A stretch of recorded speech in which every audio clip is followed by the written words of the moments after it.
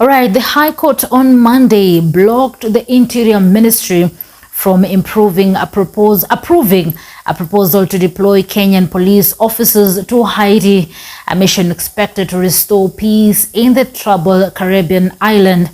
Justice Chacha Mwita issued a conservatory order blocking the government from deploying 1,000 police officers to Haiti following approval by the United Nations Security Council on October 2nd.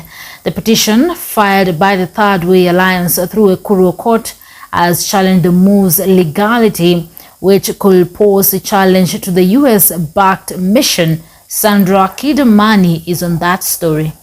A High Court sitting in Nairobi on Monday issued orders stopping President William Ruto's government's plans to deploy 1,000 police officers to Haiti.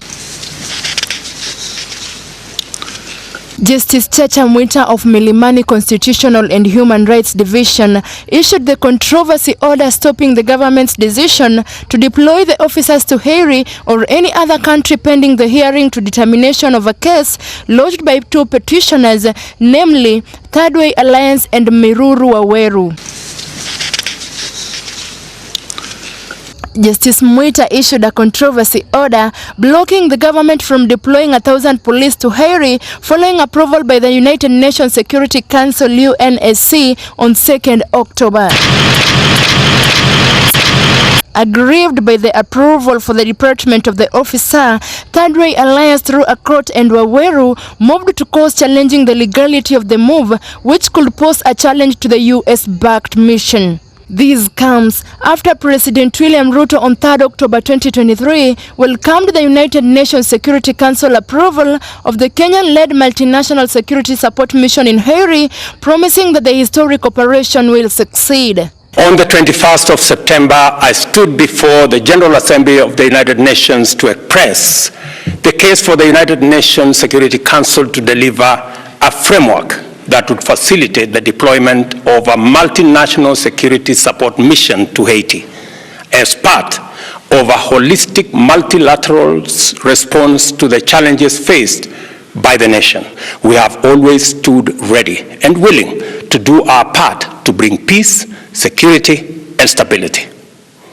This is why we cannot turn away from Haiti. Ruto said the resolution was an overdue and critical instrument to define the multinational mission, which he said would leave a different footprint in the history of international intervention in Haiti. We express our determination that this mission will provide a different footprint in the history of international interventions in Haiti and emphasize that it is aimed solely at providing an appropriate environment for the leadership of both the political and civil society sectors to usher in stability, development, and democratic governance through a political framework owned and driven by the people of Haiti. The mission's sole objective is to provide an appropriate environment for the leadership, both political and civil, to usher in stability, development, and democratic governance through a political framework owned and driven by the Haitian people. Doing nothing in the face of the human suffering is therefore absolutely out of question. Our firm position as African peoples has been for the international community to rally together in global collective action in pursuit of just and positive ends. For this reason, we must never forget that Haiti's troubles were inflicted through the improvident policies of colonial retaliation, which underpinned the continuity of atrocities spanning slave trade to colonialism, post-colonial crimes, and outright injustice. This confirms that the mission will have peacemaking characteristics with the aim of pacifying the Caribbean nation to ensure that governance is resorted. This is a mission for humanity, which connects boldly and directly with the founding principles of the United Nations and affirms our shared hope that justice is finally coming to the people of Haiti, who have borne the brunt of colonial plunder and repression, as well as post-colonial retaliation and exploitation, leaving them vulnerable to geological, climatic, and epidemic calamities. This moment also affirms the Pan-African commitment to our continent's unity, together with the African Union's policy of solidarity with the African diaspora in observance of our sacred duty towards our own flesh and blood, carried into captivity to suffer in chains in a world far away from home, and punished most severely over the centuries for claiming for themselves freedom, the most basic right of every human being. Our nation possesses excellent international peace mediating, peacemaking, peace building, and peacekeeping credentials.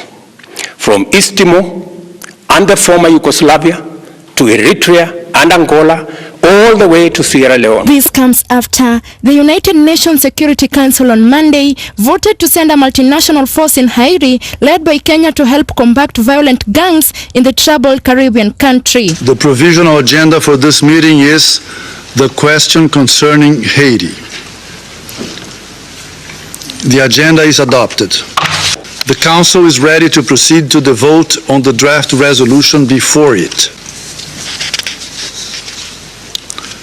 I shall put the draft resolution to the vote now.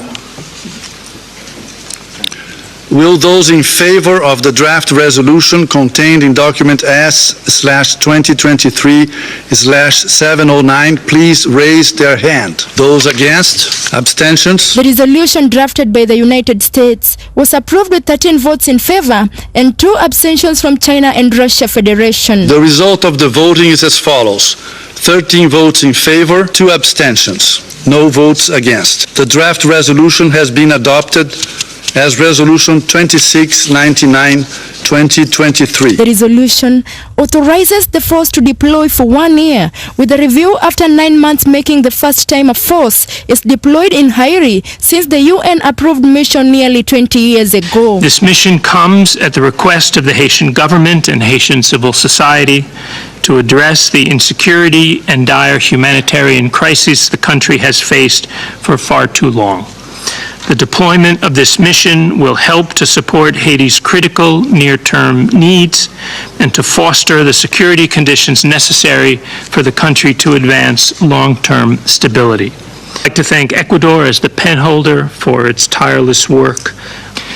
The resolution makes clear the MSS mission will operate in strict compliance with international law and include dedicated expertise in anti-gang operations, community-oriented policing, children and women's protection, and preventing and responding to sexual and gender-based violence. In a statement shortly after United Nations Security Council voted to allow Kenyan troops into the Caribbean country, Foreign Affairs Cabinet Secretary Alfred Mutua said that the move to deploy Kenyan police to Haiti is not only about peace and security, but also rebuilding Haiti. Haiti looked around and said, Kenya, please help us. And it does many other countries. They came to Kenya. They said, Kenya, you have a history of helping other nations. Kenya, you are very good at doing it. Kenya, your brothers and sisters. Planning in our end has already started. We even started teaching some of our key police officers French so they can be able to communicate with our people when they get there. So we are planning for our brothers and sisters in Haiti. We get to, when the whistle is blown, we'll be there to help our people. Mutua said that it would also mark the beginning of a new chapter for the citizens of Haiti. We are looking at 2 to 3 months, we'll be in Haiti helping our people. If it takes long, maybe in early January, but that depends with what happens in the United Nations Security Council, where the debate and the discussion is going on to pass a resolution. But we are committed. Kenya's government has previously proposed sending 1,000 police officers. We've already started planning our logistics.